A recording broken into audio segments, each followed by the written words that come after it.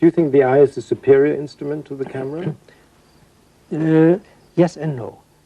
I think each one has advantages, and the job of the good photographer is to use the superiority of the camera to his advantage and avoid the inferiority. And for instance, some instances where the camera is superior to the eye is due to the fact that the focal length of the lens of the eye is fixed. In other words, we see everything always in the same scale, no matter what we do. Well, if we use a camera, we can put on lenses with long, short, medium focal length and get any degree of scale or magnification that we want. Andreas Feininger's unshakable belief in the capacity of the camera to enrich people's way of seeing is reflected in his many books on photography. Anatomy of Nature, Experimental Work, and many others have been a source of inspiration to photographers all over the world.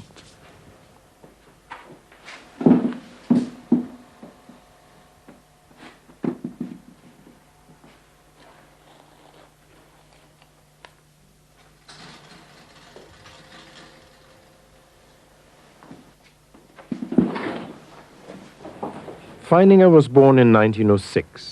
The son of Lionel Feininger, the famous Bauhaus painter, he grew up in a world of painting and design which influenced much of his thinking. With the rise of Hitler, he left Germany and emigrated first to Sweden and then to America, where he became a photographer for Life magazine. He has spent his life trying to extend the possibilities of the camera. Experiments with close-up photography of the very small objects in nature have preoccupied him over the last few years. He was one of the first to use telephoto lenses, achieving stunning new perspectives and visual patterns. Feininger's contribution to experimental photography has earned him a place among the master photographers. Now, I'll start with a shell.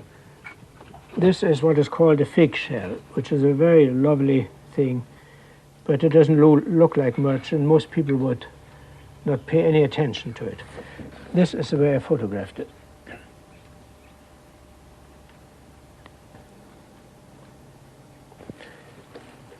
Here is another thing. This is a fragment of a shell, which absolutely looks like nothing, but it is eroded, and the internal structure becomes visible.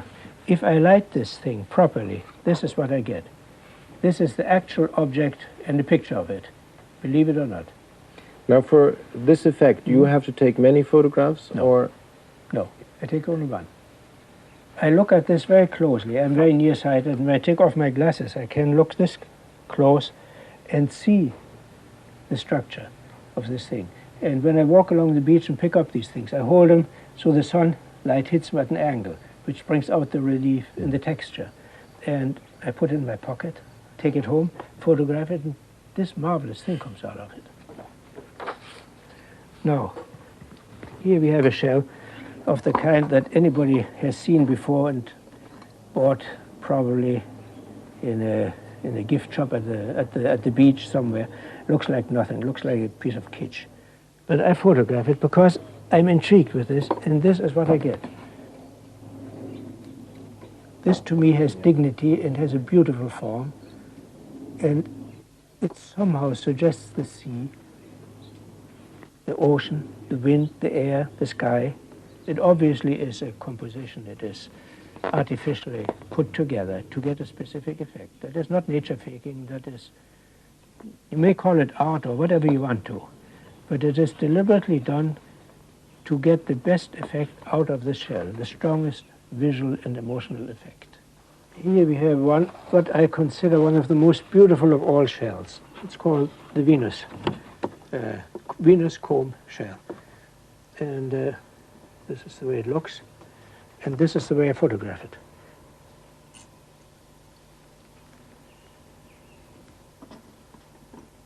Why do you think that the photograph seems to have an aggressive quality? You touch this thing and you will feel instantly why I think it is aggressive. Just put your hands around it. Oh yes, it's very sharp. It bites you. It is needle pointed all over. It is nothing but aggression. Yes. And it disguises it in nature and Yes, brings it out yes, in the photography. Yes, but that's the feeling. Also, what intrigues me is that this is what I call a form of the sea. It looks partly like a fish skeleton and partly like the ribs of a boat, of a wooden boat. These parallel curved pieces. And it is so unmistakably of the sea. And again, by making it large, you see so much more than you would see if you have the thing in front of you, particularly if you see it in a museum, in a showcase, behind glass.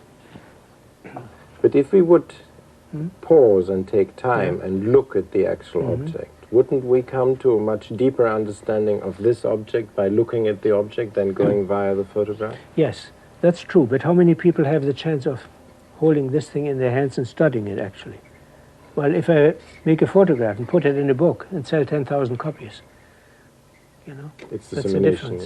yes. Yes, and the camera enriches your life, both visually and emotionally. In the realm of thought, you think more, you wonder, what is it, why is it?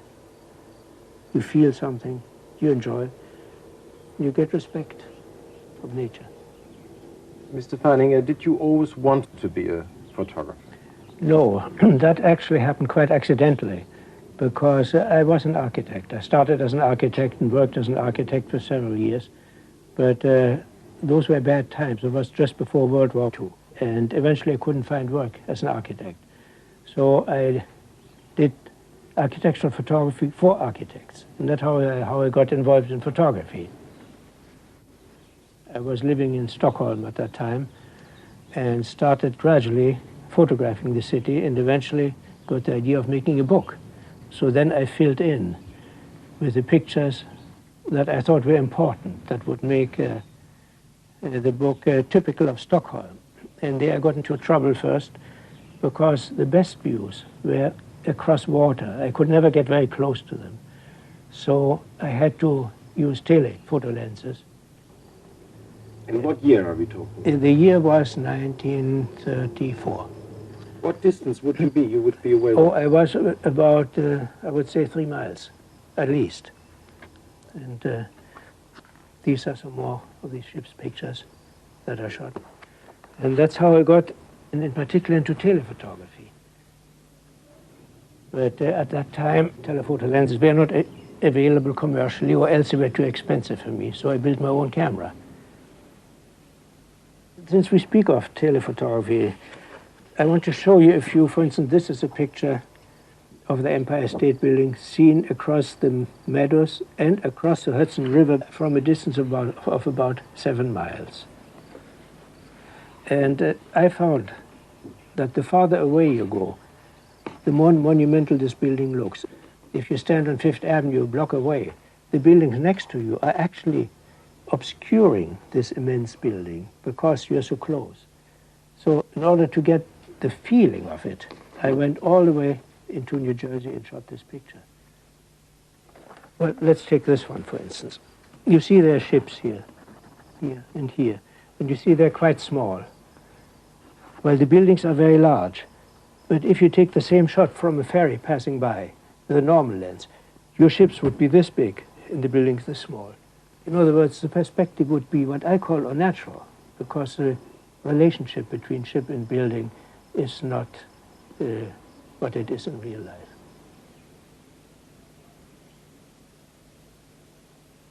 I would like to show you a few more telephotographs. This, for instance, is a picture of the United States passing 42nd Street in New York. And again, you see tiny people here. I hope you can see that. They give the scale to the ship, which is immense. Without this kind of scale, I feel you lose part of what's essential. And only the telephoto lens can bring it out because it doesn't distort. Here is a shot which I took on assignment for life of Coney Island on the 4th of July. And they wanted to show these enormous masses of people. And again, I felt only the telephoto lens would enable me to get this feeling, because if you use a regular lens, you have to go too close, and you see a dozen people in the foreground very large, and whatever is further away is too small to make any sense. And you get the distortion. The people close to you are much too big and the ones far away are much too small. This gives you the feeling of masses, like ants swarming, which is what the beach of Coney Island is on the 4th of July. But what you were also seduced by is the pattern, isn't it? A certain abstract pattern. Oh, I'm always very conscious of what you might call composition. A picture has to have structure. It has to have a center of interest, and it has to hold together. And it has to make a graphically interesting design, so to speak. That is terribly important to me. You'll find in all my pictures. This is a shot of one of the cemeteries of New York, shot with a 40-inch lens. And again, you get the pattern of these tombstones. If you use a smaller lens, a shorter lens, with a standard, what you might call a standard lens, again, the stones in the foreground would be much too big and the ones in the back too small. And you get something that looks like nothing, you know, ordinary, so what picture. When I look at those two photographs together, I mean, you're obviously not interested in tombstones or the people. You're interested what the effect. I want to get the effect of this immensity, the immense masses of people and the immense masses of tombstones, the size of the cemetery, you know, the colossal amount of dead bodies there, the feeling of it, you know. But you're also very interested in a formal problem. You're also, because yes, it's almost like an abstract painting. Yes, very much so. But their light is also very important. Oh, the play of shadows and light on this one is, I mean, you must have waited a long time for getting that relationship between darkness and light on the photograph. You see, I'm enormously conscious of light, because unless the light is right, I don't shoot. Light is everything, in particular in black and white photography, where you work with light and shadow, and the shadows give you the feeling of depth. But it also gives you mood. Mood, very much, indeed. Yes, it does.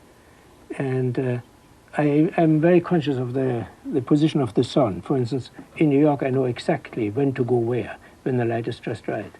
Either whether I want light or shadow or side light, raking side light for texture on buildings, for instance.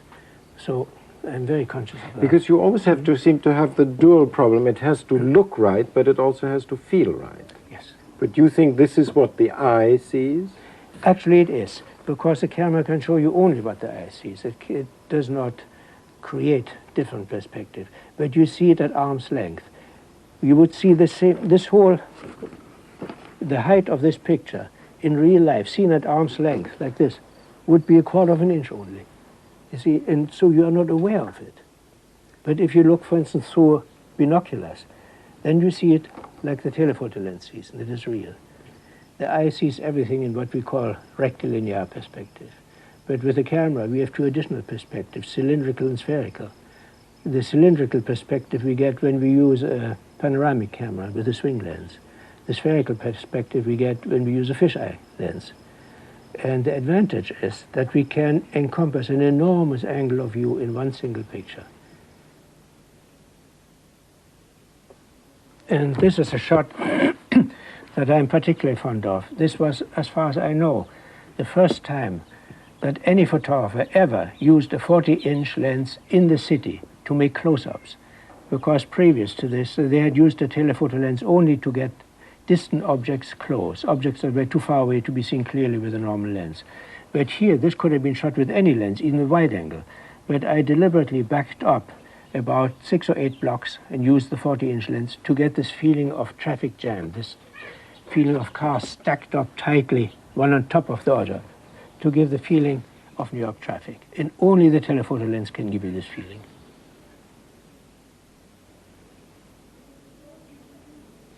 One of the most beautiful features of New York are the big bridges.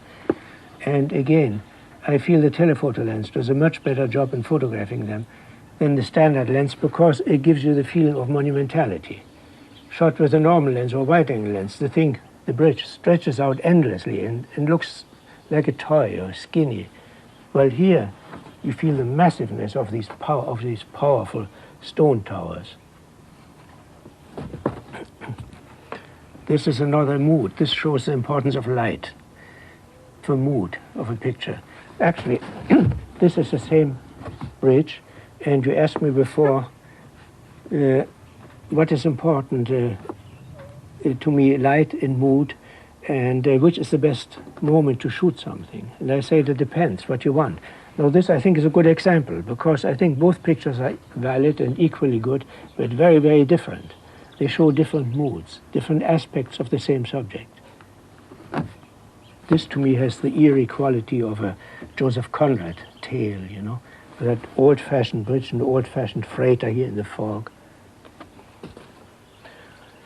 This is a shot of the George Washington Bridge, shot with a 40-inch lens, and again you get the proportions right. In other words, the cars are as small, or seem as small as they really are in reality in relation to the immense size of the bridge.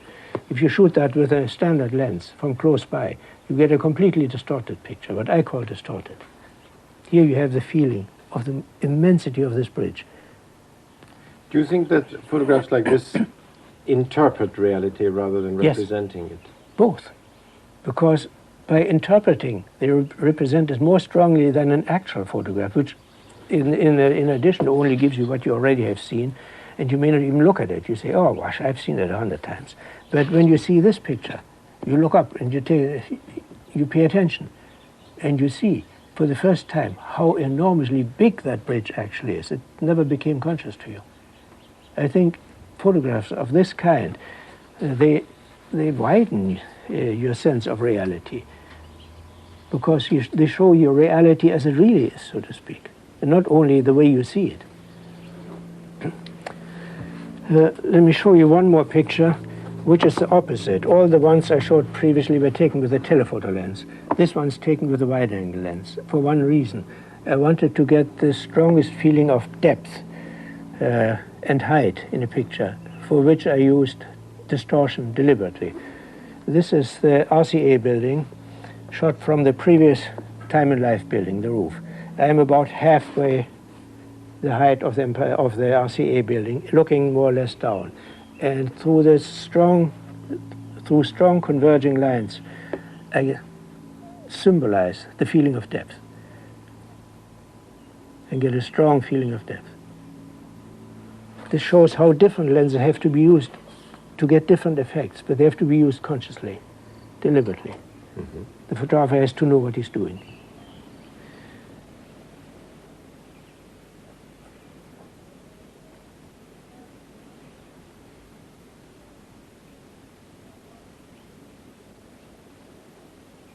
Do you think, as a photographer, you can make something visually interesting which is not always dull for the eye? Sometimes it's hopeless. Sometimes nothing can be done. If it's dull period, there's nothing you can do. Unless you use certain tricks, but then it isn't real anymore. That is faking. I wouldn't do that. Could you define what is visually interesting? Well, it's virtually impossible. You have to feel it. You see, it has to... one important aspect maybe is that it is unusual, that it is eye-catching. And that can be because the subject is unusual, or the light is unusual, or the perspective is unusual. Something has to be so that it catches your eye. If you think, oh, I've seen that already, it's boring, forget it, I wouldn't shoot it. But there must be as many ways of seeing as there are photographers. Or exactly, of course, yes. This is my personal way of seeing. And not everybody may agree with me, I know that. These are two pictures of tribal masks I shot in the British Museum. They fascinated me. I have a whole series on this. And I deliberately left the reflections in the picture. I could probably have avoided them, either by using a polarizing filter or by asking somebody to open the cases for me so the glass was removed. But these streaks of reflection here and here and here, I think that adds enormously to the fantastic of these two masks. It is a matter of seeing. You see, I saw it this way, other people would have seen it differently, maybe. Because, I mean, again, there is an almost obsessional quality with the formal problem of the photograph. Always. Yes, that is very important. And it also makes the picture somehow more eye-catching, because people will see this and immediately ask what is it, or they may comment and say, didn't the photographer know any better to remove the reflections or watch out for them? Because most amateur photographers in particular discover these things after the fact. For instance, they flash a picture in their living room, shoot the family there, and see in a picture under glass the big reflection of the flash, you know, things like that. But I think your photographs put a very high demand on the viewer because it cancels out first emotions. I think it is not an immediately emotional impact. It is only after... It could be, sometimes it is. I suppose so, yes. That, I think, is unfortunate for the viewer. It is like in modern art. You see paintings that you don't understand at all. The artist doesn't give a damn, that he paints what he wants to paint. If you don't understand it, it's your loss. I feel a little bit like that. I feel very strongly about what I photograph and how I photograph it.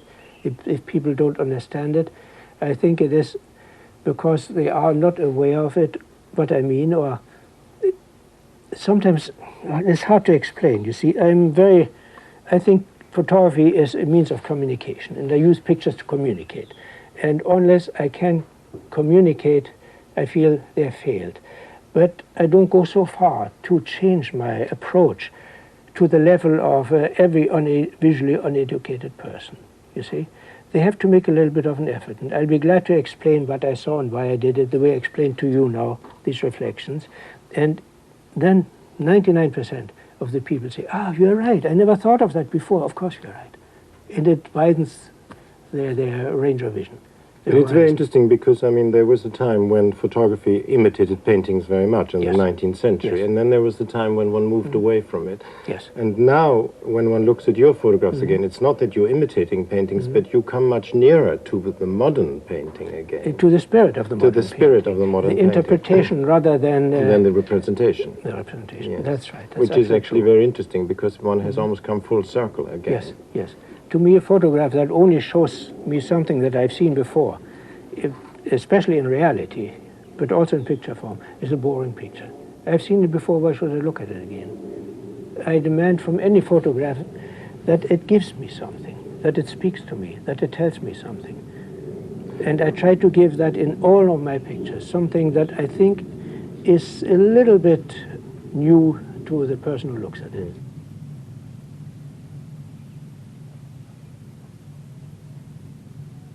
David Hockney said he paints and takes photographs. Yeah. He said that a painting is an accumulation of moments and time and so on. And the photograph is the frozen moment. That's true.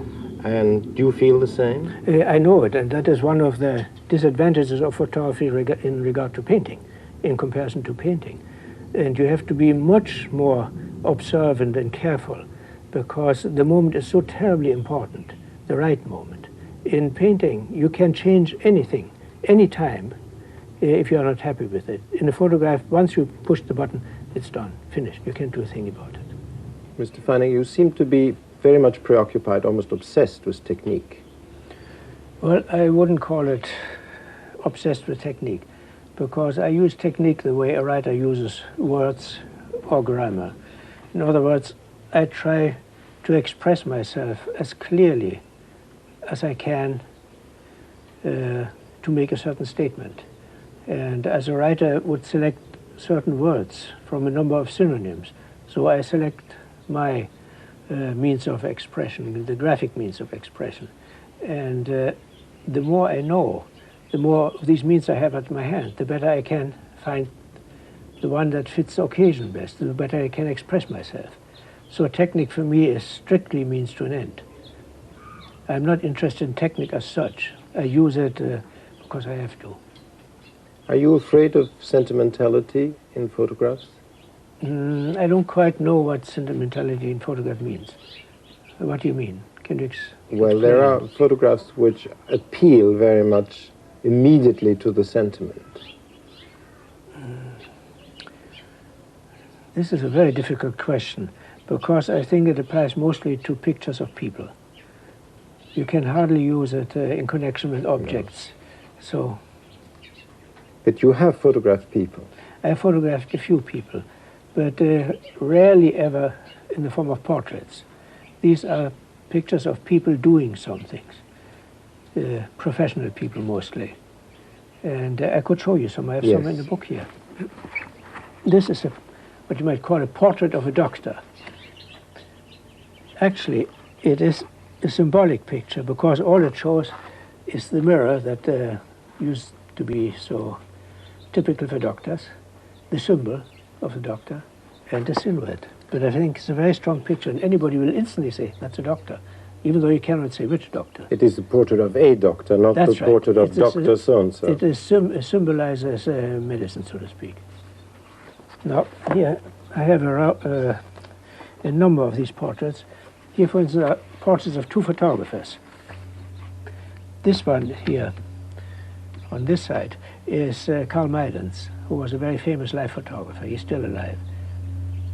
And this one was one of the lab technicians who loved to work with a tiny, tiny 2-bits Japanese miniature camera. Still, in both photographs, it seems almost that their camera is much more important than the human side. Seems to be pushed back. In a way, that's true. But you see, in both cases, the camera is an extension of themselves, because that's the way they work, they live through the camera, make their living with the camera, and the camera is an extension of their eyes. So it is part of them, so to speak. As I said, these are not real portraits. Now this here is probably the most famous photograph I ever made. That has been used hundreds of times. It's been in all the magazines. Yes. Here, for instance, are two more portraits of professionals. This one here is the sculptor David Smith, who is dead now, yes, at work with his blowtorch, welding. And this is a physicist. His name is Dr. Meggers. This is another photographer, Timmerman, Elizabeth Timmerman was her name, and she's editing film. And I happened to see this picture. I was in the same room with her, editing my films on a light box, and we were side by side, and she looked up and asked me a question, and I saw this absolutely beautiful light illuminating this absolutely beautiful young woman. So I said, Timmy, I have to photograph that. Had no camera. Okay, we'll do it again next time. And we staged it then. But it is exactly where I saw it the first time. It is a post-spontaneous photograph, so to speak. But it seems to be one of the few photographs where one can feel a direct relationship between the subject and the photographer. Quite true, because that's really the way it was. She asked me a question, I looked at her, she looked at me. Now, this is a photograph of a diamond cutter with his fantastic spectacles, and when I put the lights on him, I saw all these reflections that instantly suggested the sparkling of diamonds to me, and so I photographed him this way. But all these photographs, I have the feeling, have very little to do with the actual subject. It's your interpretation of the world. It is. They are not portraits. These are representatives of their profession, so to speak. Formally, if you look at this portrait there of the diamond cutter and you think about the mask in the British Museum, yes, there's a straight link. Oh, yes, I do think there is a straight link between your almost abstract later photographs and the very early photographs on Coney Island. Yes. A straight formal link. Yeah, yes. I know. It's one of my weaknesses, maybe. I see people as almost as objects.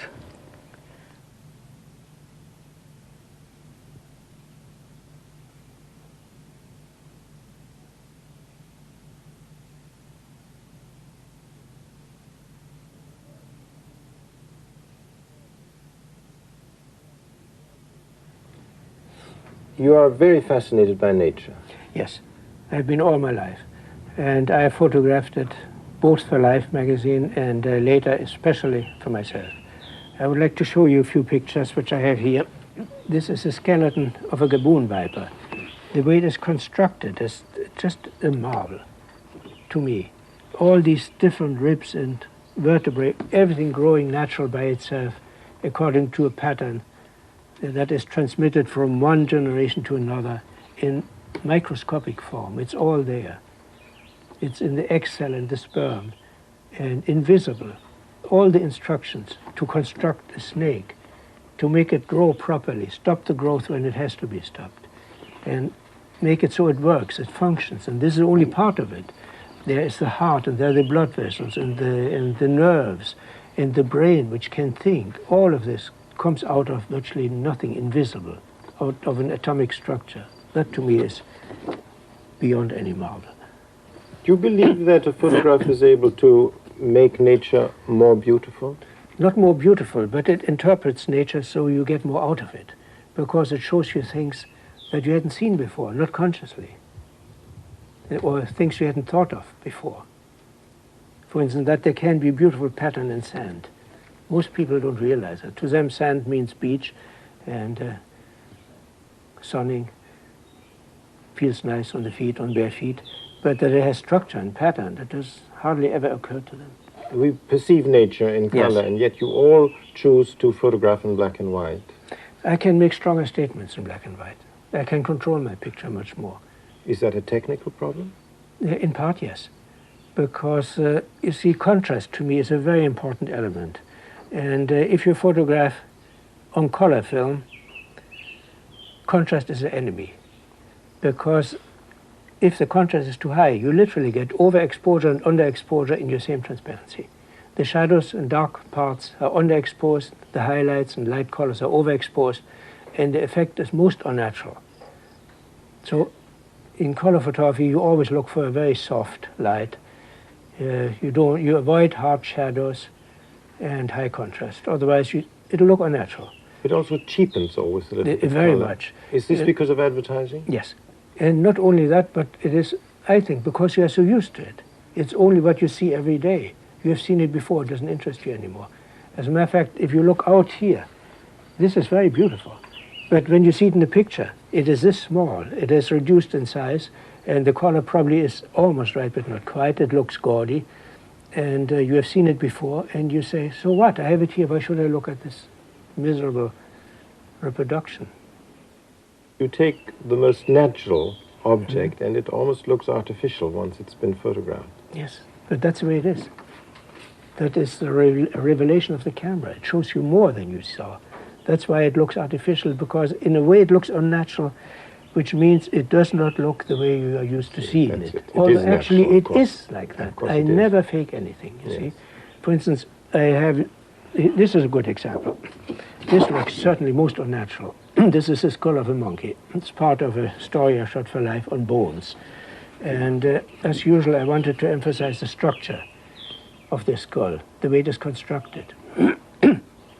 If you just look at it, you see a round skull cap and the big eye holes with the eye sockets, which are normally dark in a skull because there's no light. So it doesn't show much. Besides, it looks dull. So I put a small light bulb into the skull and transilluminated it. That way, it is almost like an X-ray photograph. I see the structure of the skull. I see these braces here that reinforce the joints of the sutures where the skull is weakest. I see these circles here which reinforce the eye sockets because the circle is the strongest structural form there is. You see, the way nature has constructed the skull is the way a modern engineer would construct it if he had to construct the skull. These things are fascinating to me, to see how nature has done things that we only do now or realize now. And there it is, has been there for millions of years.